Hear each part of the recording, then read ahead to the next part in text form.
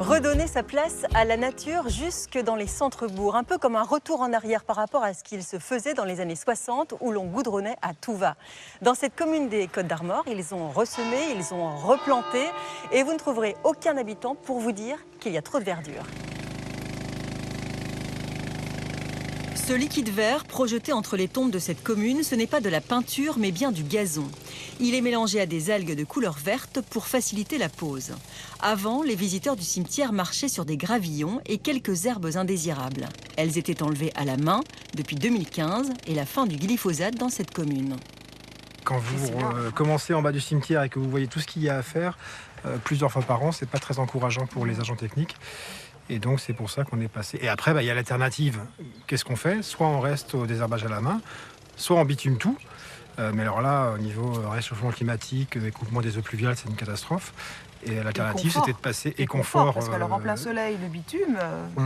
Et là, l'alternative, c'était de passer carrément au végétal, comme on a, comme on a en Irlande et ailleurs. On a plein de cimetières qui sont plein vert. Un cimetière vert plus accueillant pour les insectes, apaisant pour les visiteurs et moins coûteux pour la commune de 1800 habitants. Désormais, il faudra tondre 5 à 6 fois par an, montant des économies à l'année plus de 3 000 € sur le temps de travail des agents.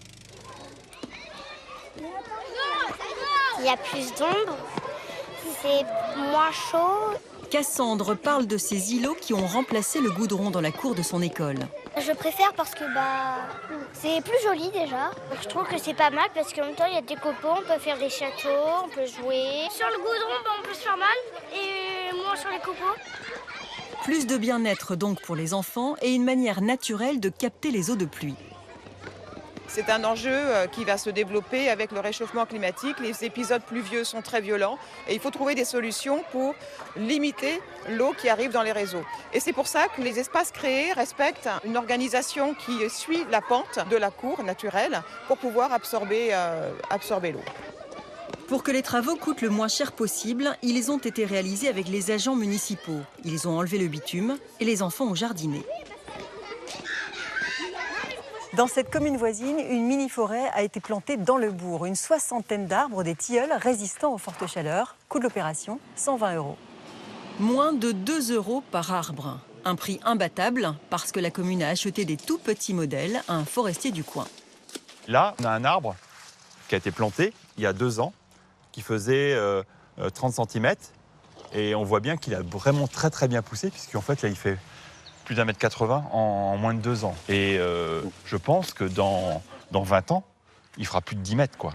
Là encore, les agents municipaux ont retiré le bitume et les bacs à fleurs. Un travail entamé il y a 17 ans dans cette commune de 650 habitants. Ils ont également enrichi les sols. Le travail du sol qui a été réalisé en fait en mettant des paillages naturels fait que le sol s'est rééquilibré. L'eau, depuis, a pu retourner dans le sol. Et dedans, on peut planter ce qu'on veut, de la fleur comme des arbres. Et en fait, on sera content d'avoir cette ombre et que nos aïeux auront pensé aux futurs enfants, quoi. Parce qu'en fait, on sera à l'ombre.